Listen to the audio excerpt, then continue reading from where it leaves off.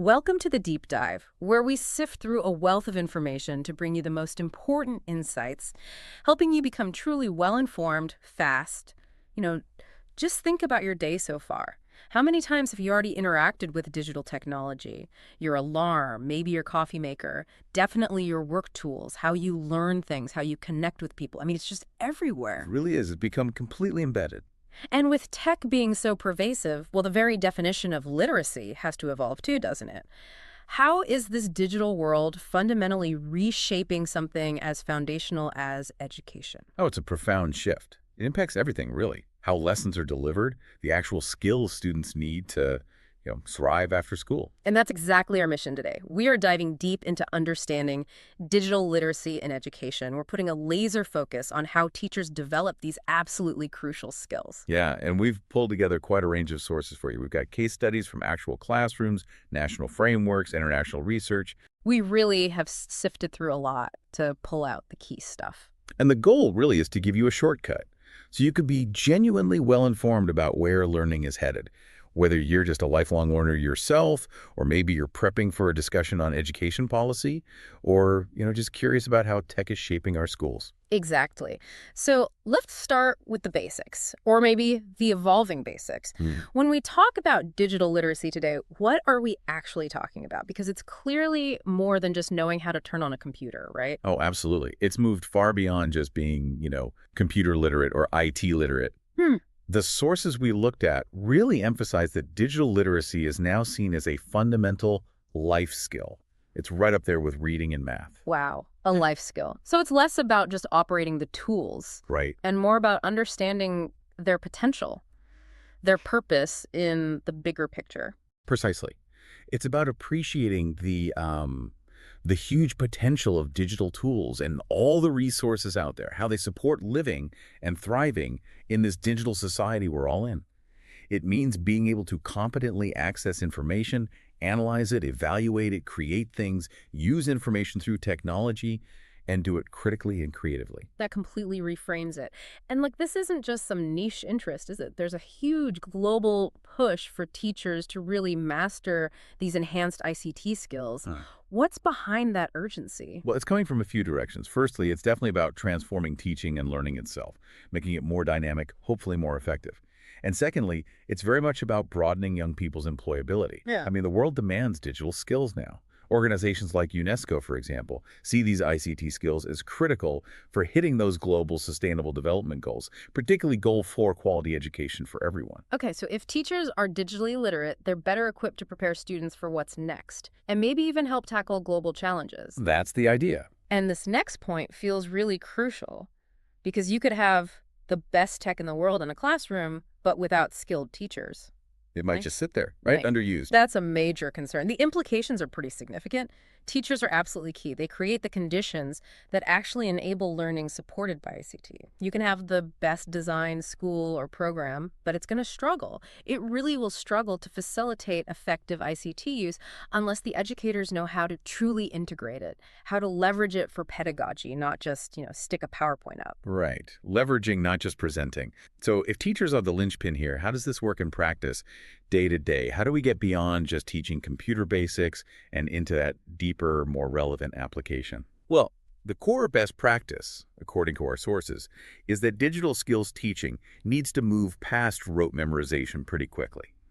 The real magic, the real transformation, happens when students and teachers too have to use these skills. Use them in meaningful ways, in relevant contexts that actually support their other learning. That's what allows them to transfer skills outside the classroom, makes them genuinely useful. That's a powerful principle. How do we make sure it actually happens, though? Let's look at a concrete example. Our sources mention Southern Rolling Hills Adult Education. This was a workplace ESL class, right, for Spanish-speaking warehouse employees. How did they tackle digital literacy there? Yeah, that was an interesting case. They use a station rotation model. It's a kind of blended learning format you see mentioned in educational research. Basically, students rotate between different learning stations. This let the teacher, Hannah Benson, I think her name was, differentiate the instruction. So you had opportunities for small groups working together, some self-directed individual work, and also some traditional teacher-led stuff, all happening sort of simultaneously. That sounds incredibly dynamic. Yeah. What kinds of online resources were they using at these stations? For the self-directed ESL part, They used a free online curriculum called USA Learns. Apparently, it's quite media-rich and, importantly, accessible via a mobile app. And for learners who are a bit more advanced, they brought in Khan Academy. Okay, so readily available tools. Exactly. And this setup provided what they called just-in-time support for students who might be struggling a bit with the digital literacy side. It helped them build confidence with the tech while they were engaging with the actual English content. And besides the language learning itself, what other skills did this seem to foster? Maybe unintentionally. Well, it really promoted things like problem solving, definitely self-awareness about their learning, adaptability, and just a general willingness to learn, because they were actively using the computer skills to deal with little challenges that popped up as they were learning. A great example of that teaching skills that matter framework in action. That framework is designed to help educators see how digital literacy connects really deeply with other vital skills like oral communication, English literacy itself, numeracy, problem solving, interpersonal skills. It makes the learning feel much more holistic and transferable. It's clear students need these skills, but that whole transformation really hinges on the educators themselves, doesn't it? So how do they develop these competencies? Because it sounds like a lifelong journey, not just a one-off training session. That's such a critical point. Our sources really hammer this home. Ongoing professional development, PD, is absolutely indispensable. It's essential for preparing teachers for this kind of educational transformation and just for improving educational quality overall. It's definitely a continuous process, something that happens throughout a teacher's career, adapting as tech and educational needs shift. And UNESCO has that big vision for this, their ICT competency framework for teachers, the ICT CFT. Can you walk us through its levels? What does getting to those higher levels actually enable? Sure. So the framework is designed to guide teacher training, both for people starting out and those already teaching. It breaks competencies into 3 progressive levels. The first one is knowledge acquisition. This is really the foundation. Teachers learn the basics, using common hardware, basic productivity software, word processing, presentations, maybe some simple graphics, navigating the internet effectively, using social networks for wider communication, and some basic troubleshooting. Crucially, they also start applying ICT to find resources for their own professional development. Okay, building that essential base, and then what's the next step up? Level 2 is knowledge deepening. Here, teachers move towards creating more student-centered, collaborative learning environments. This involves thinking about how policy links to their classroom practice, maybe managing the school's ICT assets, and actively using ICT networks. So accessing external experts, joining learning communities, things like MOSCs, podcasts, webinars, you name it. It's a progression from just using tools to actively shaping the learning experience with technology. So they're becoming less consumers of tech and more sort of pedagogical innovators. Exactly. And then the final stage, the ultimate aspiration. That's knowledge creation. At this highest level, teachers become really active participants in shaping education policy itself. They're designing and implementing school-level reforms. They're guiding students not just to consume information, but to create digital knowledge and tools themselves. And they often take on a leadership role in setting their school's whole technology strategy. This level really sees teachers as true leaders, architects of digital learning. That's incredibly aspirational, turning teachers into digital leaders who influence policy. Wow.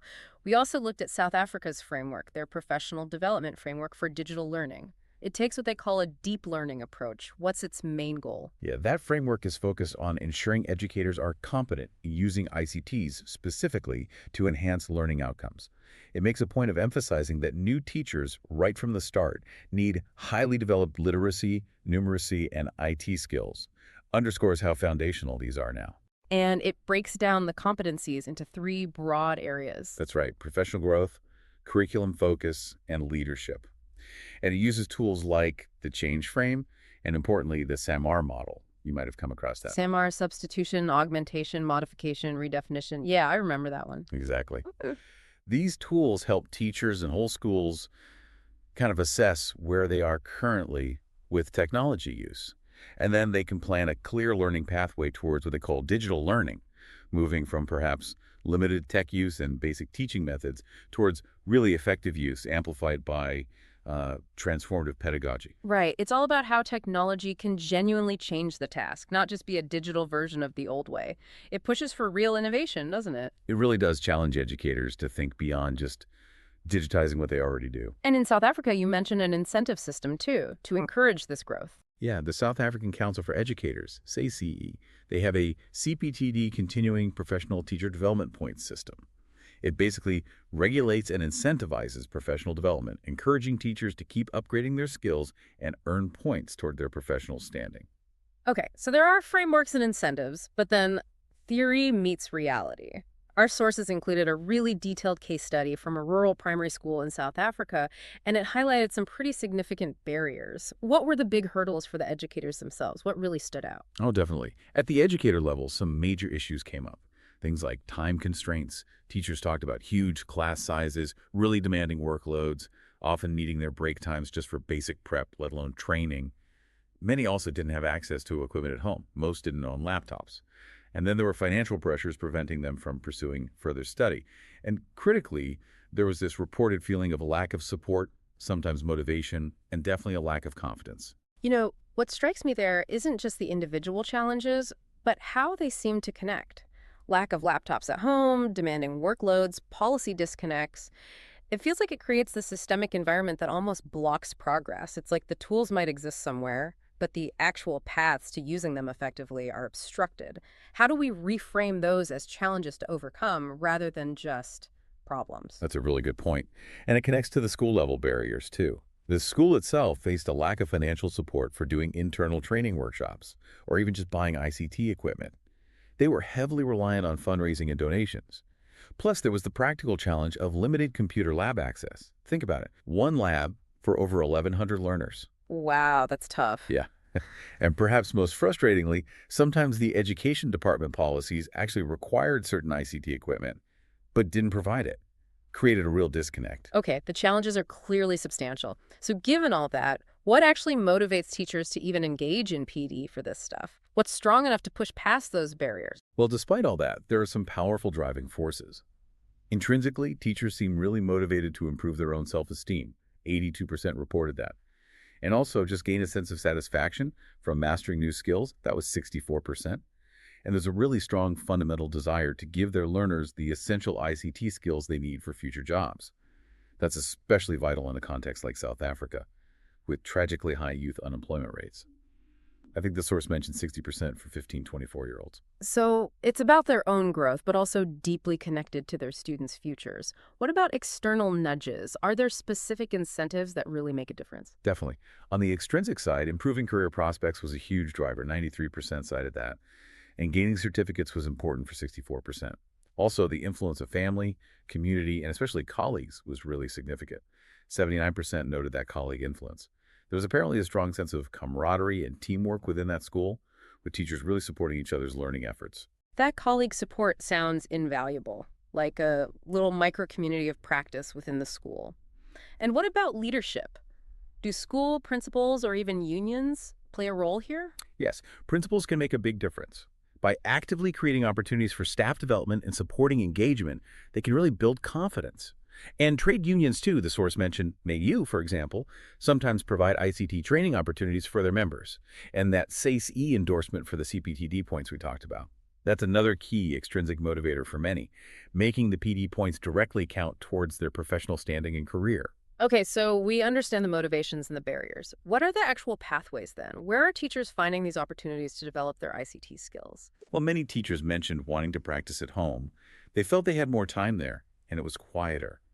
Though, understandably, there were concerns about keeping equipment secure. For school-based training, views were a bit mixed on finding the time during the busy school day, but there was a strong suggestion that regular sessions, maybe weekly, would be best for sustained learning.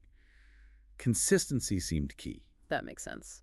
Little and often beats big, sporadic pushes sometimes.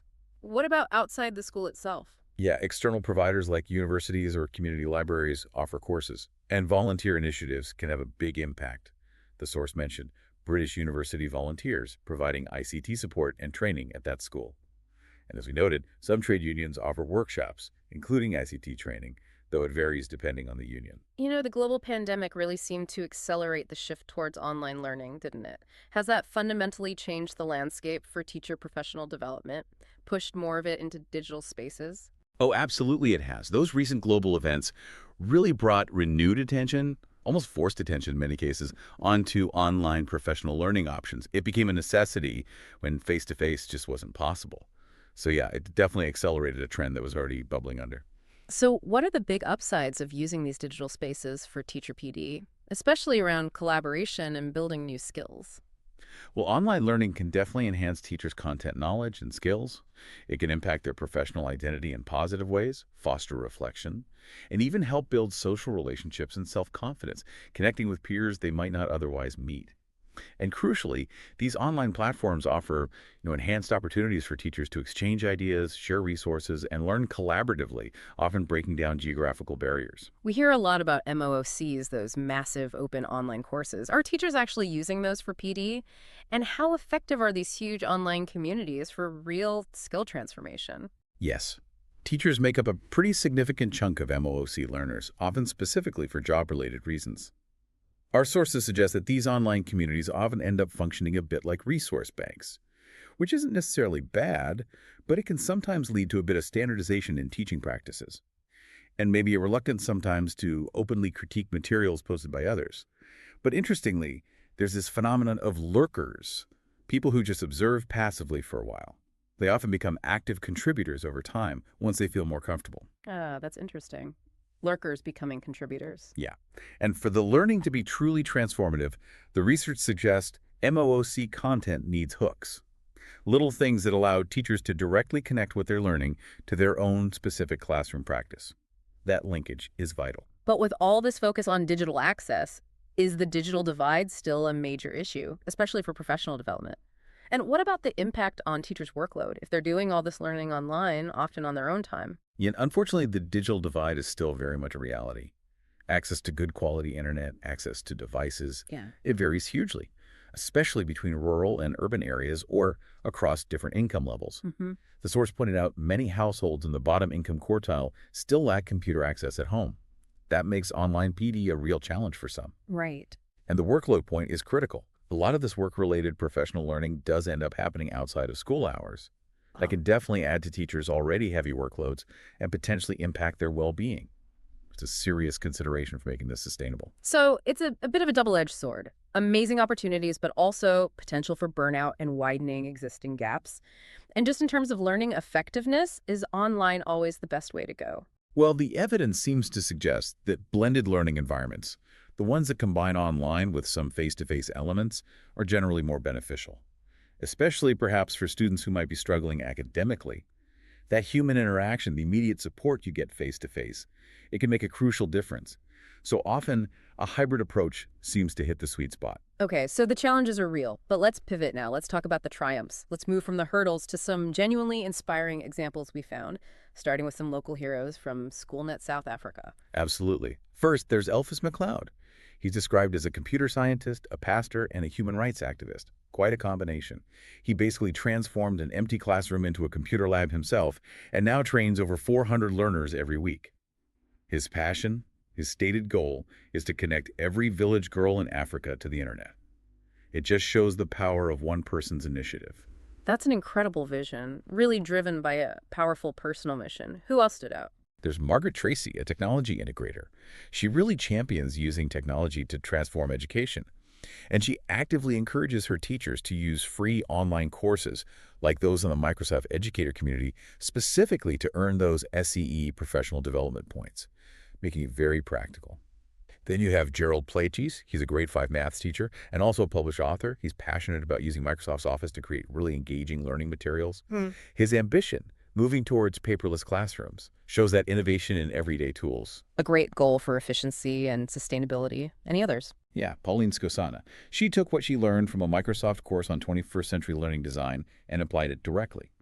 She created activities that were enjoyable for students, aligned with the curriculum, but also fostered skills like collaboration and self-regulation.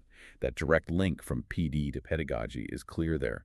And finally, Matudu Machaba and Fudi Ragofala. They're both Microsoft certified educators and innovative educator experts. What's great is they don't just enhance their own teaching. They actively inspire and train other teachers in their districts, even while facing resource challenges. They become these local beacons, spreading the knowledge. These examples really highlight that amazing ripple effect individual educators can have. It's fantastic. And it shows these frameworks like UNESCO's ICT, CFT aren't just sitting on a shelf, they're being adapted and used globally. How has that framework, for instance, been implemented or maybe repurposed elsewhere? Well, in Latin America, they've taken open educational resources, OER-based courses, and adapted them. Different countries have repurposed them, even translated them into French and Portuguese. It demonstrates this really collaborative, open-source approach to teacher development that crosses borders, sharing and building on each other's work. That's a brilliant example of sharing knowledge across diverse contexts. What about adaptations in Africa, especially considering those infrastructure challenges we discussed? We see really diverse approaches there, too. One ministry developed its own in-service PD course, directly responding to national commitments around tech access. Another balanced the UNESCO framework with something called the TPACK framework, technological pedagogical content knowledge specifically for STEM teachers, recognizing you need all three: tech skill, teaching skill, and subject knowledge. And perhaps most creatively, there was an example of an offline blended course delivered via memory stick, just to get around connectivity issues. Shows incredible ingenuity. An offline digital course, wow, that really is innovation born from necessity. And what about big companies? How have corporations played a role in aligning what they offer with these global competency frameworks? Yeah, corporate partnerships are definitely part of the picture. Companies like Microsoft, with their Teaching with Technology course, have explicitly aligned their initiatives with these global frameworks. That's led to, I think the source said, tens of thousands of teachers getting Microsoft certified educator certificates. Similarly, Intel's Transforming Learning program also aligns with these broader goals, emphasizing those 21st century skills and global competencies. Wow. This deep dive has been such a fascinating journey. We've gone through the evolving world of digital literacy in education. We've looked at what it really means today, explored best practices in action, unpacked some comprehensive teacher development frameworks, and importantly, confronted the very real-world challenges and barriers that teachers are facing. Yeah, and we've also seen the powerful motivations, both intrinsic and extrinsic, that drive educators to embrace this digital learning despite the hurdles. And those innovative solutions and truly inspiring examples from South Africa and around the globe, they really show us what's possible. Even when resources are tight, they're transforming learning experiences. You know, what really stands out to me is just how deeply connected all these insights are. They connect to the very future of how we learn and how we teach. It's clearly not just about adding a new app or a new device into the mix. It's about a fundamental shift in mindset and in practice. That really is the heart of it, isn't it? As technology keeps evolving, seemingly faster and faster, this deep dive really shows that true digital learning, it isn't just about the tools themselves. It's about human ingenuity, it's about collaboration, and it's about a commitment to lifelong growth. That's what can profoundly transform education. So here's a final thought to leave you with. What new possibilities might open up if every single educator truly saw themselves not just as a teacher, but as a digital innovator in their own right, constantly learning, constantly adapting alongside their students, actively shaping the future of learning from right there within their own classrooms? That's a powerful thought.